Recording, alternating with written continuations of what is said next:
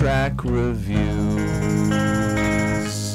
Hey everyone, Anthony Fantano here, internet's busiest music nerd. Welcome to the Fantano channel, and it is time for a track review. We're going to be covering two different tracks in this video.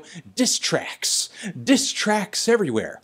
MGK taking some shots at the rap god himself, Eminem, and shortly after that there was an MGK diss released by none other than G-Eazy, because I guess quietly both of them haven't been getting along for quite a while, as MGK has had some comments for him.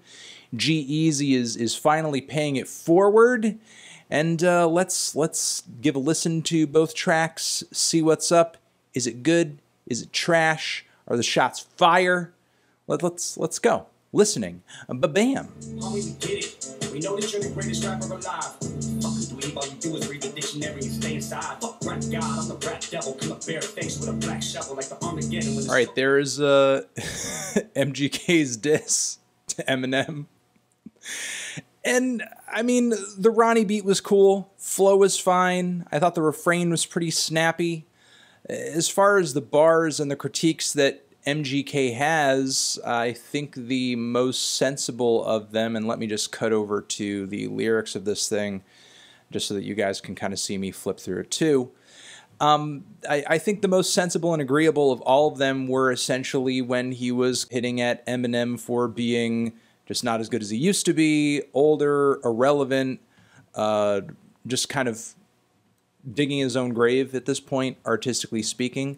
I wouldn't 100% agree with everything MGK is saying on that front, because even Eminem, in this incredible low point in his career, is still doing much better than Machine Gun Kelly is doing. Like, if Machine Gun Kelly right now was doing Eminem low point numbers, he would be at the peak of his career. Because, like, dude's records do not do numbers, which makes bars on this track confusing when he's bragging about, or rather arguing that I know your ego is hurting just because all your fans are knowing that all your fans discovered me, which if all of Eminem's fans did discover you and actually took to your music, then I think your following, your popularity would be much larger than it actually is. Again, I do think he makes some fair points about Eminem just basically pissing and moaning while he's sitting in the lap of luxury, but, you know, Eminem has always had emotional issues before the money and obviously after the money. I don't really think his personal problems have much to do with how many zeros are in his bank account. But again, outside of that, I feel like there's not a whole lot of punch, there's not a whole lot of weight to this track. There's not really anything here that I think he said that truly embarrasses Eminem, is really cutting, is really anything that other people aren't already saying. There are people who aren't even recording diss tracks who are making many of these points about Eminem and are getting far more traction, you know, media figures and the like.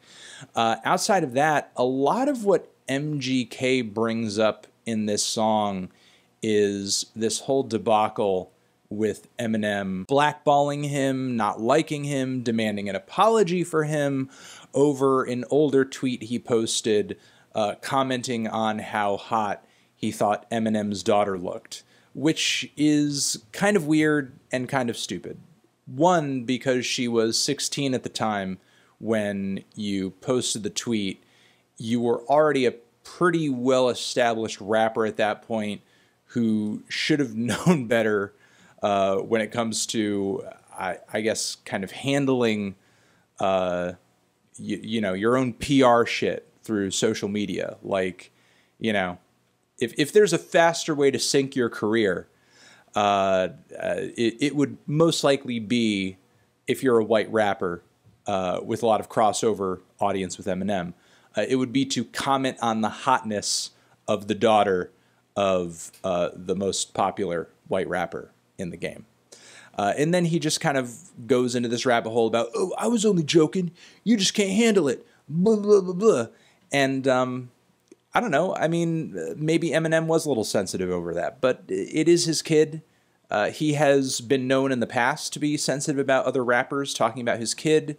On song after song after song, he has displayed that he is very protective of his daughter and her privacy and their personal life. And I don't know, it just kind of seems like you were overstepping a boundary there and just, I guess, didn't prepare to deal with the backlash that you would have gotten off of it. You know, if that's the kind of thing that you want to tweet, I guess be prepared to deal with people thinking you're a moron or individuals who are more connected in the industry than you to not want to fuck with you. And it just kind of seems like you weren't prepared to deal with that. Because honestly, it doesn't really seem to me that you suffered any kind of great unfairness as a result of this tweet. Like, oh, he kept you off of the Shade 45 radio, so on and so. Like, what does that matter? That's in the grander scheme of things. I mean, there's so many artists out there who are doing huge numbers that have nothing to do with Eminem or any of his ventures or anything. You are very much capable, I think, to completely exist outside of the Eminem sphere, but instead a lot of your popularity is just off of his. You know, you're just kind of riding on his coattails. And I feel like you're continuing to do that with this track over here. I mean, hey, you've got some funny lines here and there, like trying to be so old, so bad you stand yourself. You know, that's a cute one. That was pretty funny. But again, a lot of what he's saying here just kind of boils down to, oh, you're old, you're irrelevant, you're not as good as you used to be. Which again, all true, but it's not like MGK puts these points in a way that is unique or smart or interesting. So, all right, let's move on to the next two of these diss tracks. We have G-Eazy, Bad Boy. Woo woo. Yeah. Someone might have lit a fire inside the soul in me. The shots just grazed me. I'm standing, they put a hole in me. I answer to no one, nobody can get control. Okay.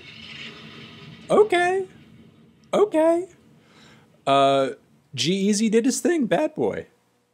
Dissing Machine Gun Kelly. Now, listen, some people have falsely correlated this diss track with the Machine Gun Kelly, Eminem diss track and that sort of thing. Machine Gun Kelly also hopped on Hot 97 and threw some bars out there that were aimed at G-Eazy. It seems like really what has happened here is MGK is just like throwing out all these bars, hoping to get some reactions and attention out of it, and it seems like that's what he's getting. Maybe Eminem will respond to MGK in a track. I don't know if Eminem would really kind of like give him that level of attention, because Eminem is even in this low point in his career, is at such a higher popularity level and would be doing MGK a favor to even respond. Meanwhile, G-Eazy, MGK, they're somewhat in the same league, even though G-Eazy is easily a more popular and a more commercially viable artist in comparison with MGK. And yeah, I mean, look, I think it's a good to decent diss track, relatively speaking, because it is a G-Eazy diss track. Like, would I listen to this song just on its own out of the context of this diss? Honestly, not really. It's kind of bland. It's kind of boring. I still think G-Eazy is a very average rapper with very little in the way of personality or clever lyrics or unique and interesting flows. He's just pretty straightforward. He's pretty meat and potatoes. He's an all-arounder.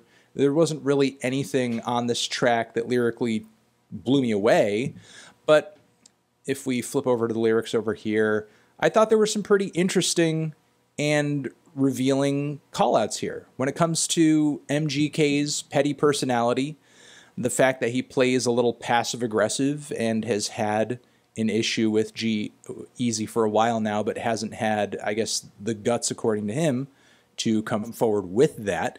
There's some pretty funny comparisons between the both of them that G-Eazy makes here, with him talking about MGK opening up for Fall Out Boy, which is a much less impressive and flattering tour lineup than the tour that G-Eazy has been on as of late. Also him talking about the sales numbers between both of them, which unequivocally, G-Eazy sells and streams more records than MGK does. MGK's last record was pretty much a flop in a lot of respects.